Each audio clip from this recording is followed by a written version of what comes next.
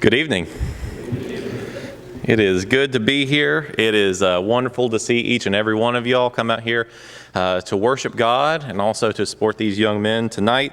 Our young men have done a very excellent job leading services. I think it has been most excellent what we are doing here. It is good that we do things like this.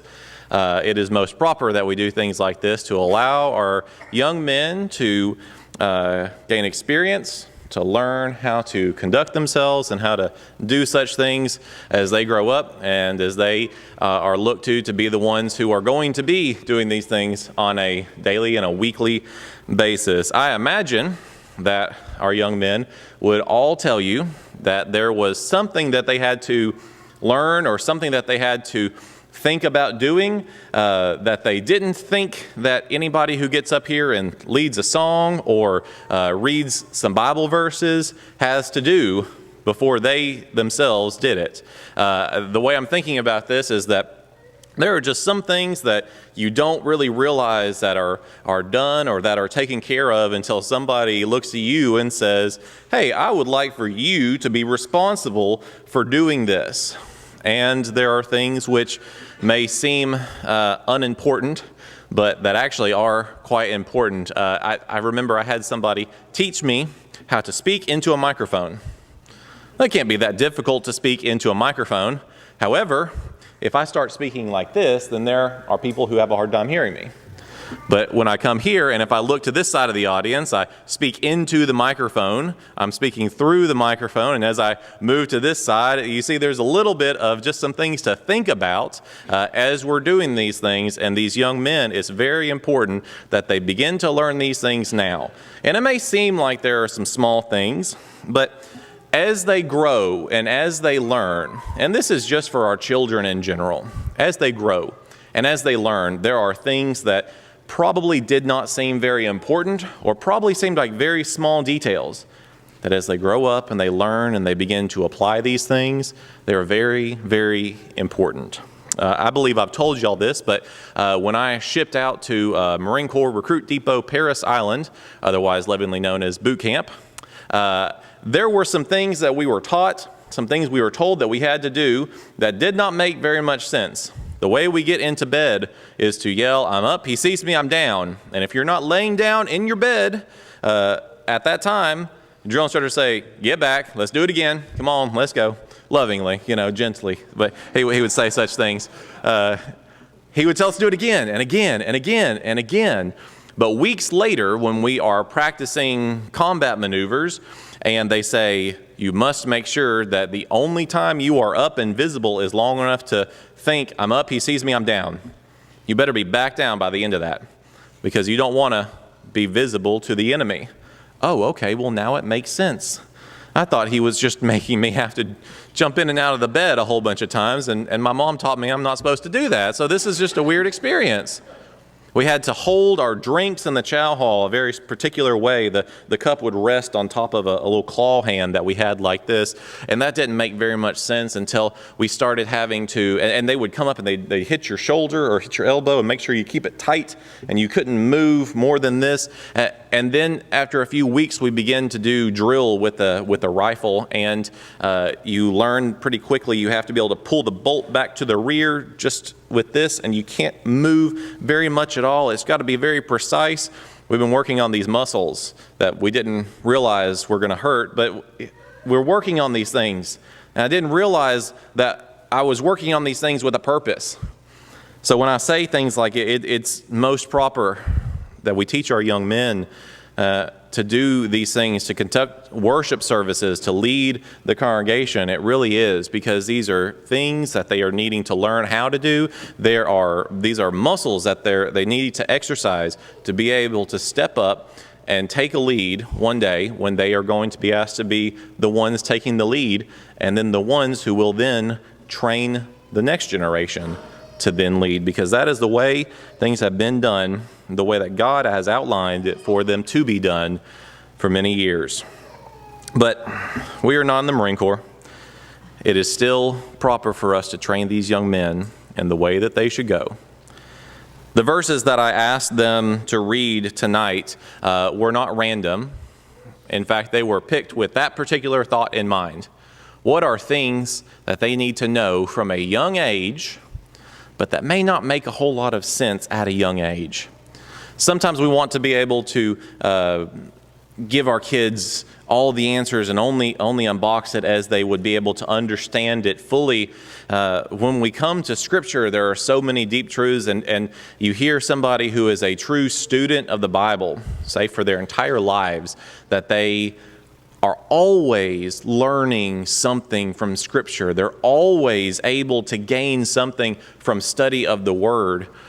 We don't want to wait until somebody is able to understand it 100% before we start teaching these things. And in fact, that first passage, Deuteronomy chapter 6, starting in verse 4, "Hear, O Israel, the Lord our God, the Lord is one. You shall love the Lord your God with all your heart, and with all your soul, and with all your might. And these words that I command you today shall be on your heart. You shall teach them diligently to your children.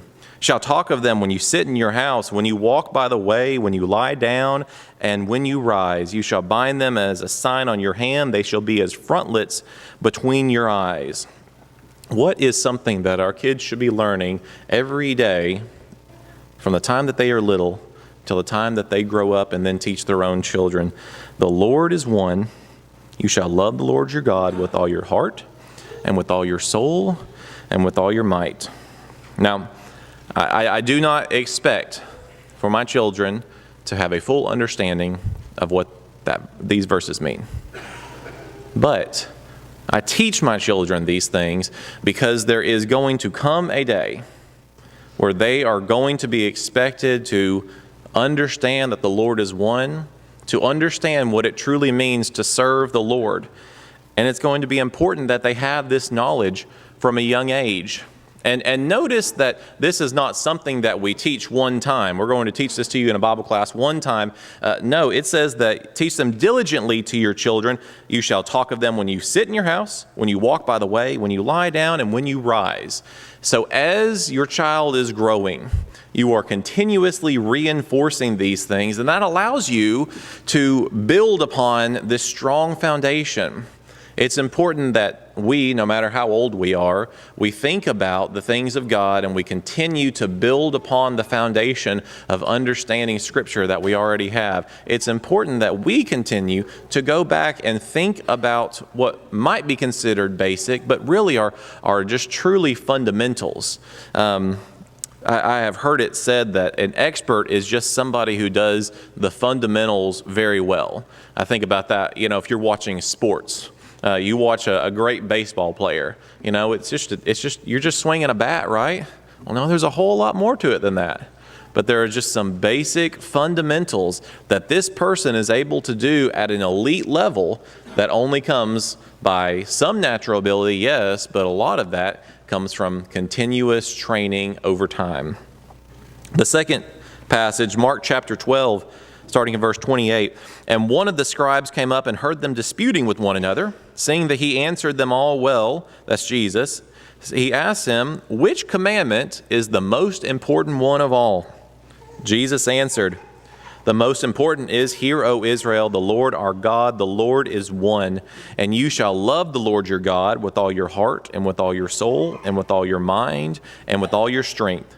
The second is this, you shall love your neighbor as yourself. There is no other commandment greater than these."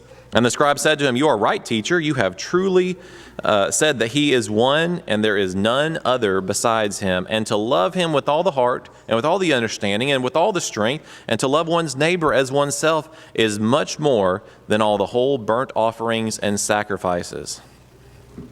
Jesus takes this piece of information. This is what these children have been taught from a young age. They have been taught these things. Somebody who was brought up in a Jewish upbringing at this time certainly would have had this verse memorized at a very young age. And he takes this thing that he knows and he says, the most important is to love the Lord your God, and also to love others as yourself. So the first commandment, we look upward, and then we teach to look outward as well. A person who does not know God is in a hopeless situation for sure. But a person who is not loving to his neighbor might as well be living as without hope. Right? We are told to be ready to give an answer, give a defense for anyone who asks us a reason, the hope that is in us. People need to be able to see that. We need to be able to show other people that we truly care about them. I know the magnificence of God, how amazing He is, and that means to me that I need to turn that outwards and show somebody else. So it's not just the knowing, but now there's also some application to the knowing that comes as children grow up, and as us children of God, we grow and we learn more about what Scripture is telling us. We understand it, and we are able to go out and share it with other people. It's like how we teach kids to share before their little brains even can comprehend the idea of sharing. We start to teach them so young about sharing, and we've found through research that their little brains don't even understand what we're talking about, but we're trying to teach them these concepts so that way when they grow up and when they're older, then they will understand what we've been talking about during this time. And then the third verse, John chapter 1, verse 1, in the beginning was the Word, and the Word was with God, and the Word was God. He was in the beginning with God. All things were made through Him, and without Him was not anything made that was made. In Him was life, and the life was the light of men. The light shines in the darkness, and the darkness has not overcome it. John is going to begin his gospel account, and go and read 1 John and tell me if it sounds somewhat similar. He's going to open it up, and it's a little bit confusing. He's not telling you who or what it is that exactly he's talking about in these first few verses. You have to read through it before you get to the point where you understand exactly who Jesus is, the Word, before John makes that clear. He's drawing his reader in, and he's saying there are some things that you need to study and you need to think about before we can actually get to the big reveal as it is. Peter says concerning the writings of Paul that these things are difficult to understand, or some of these things are difficult to understand.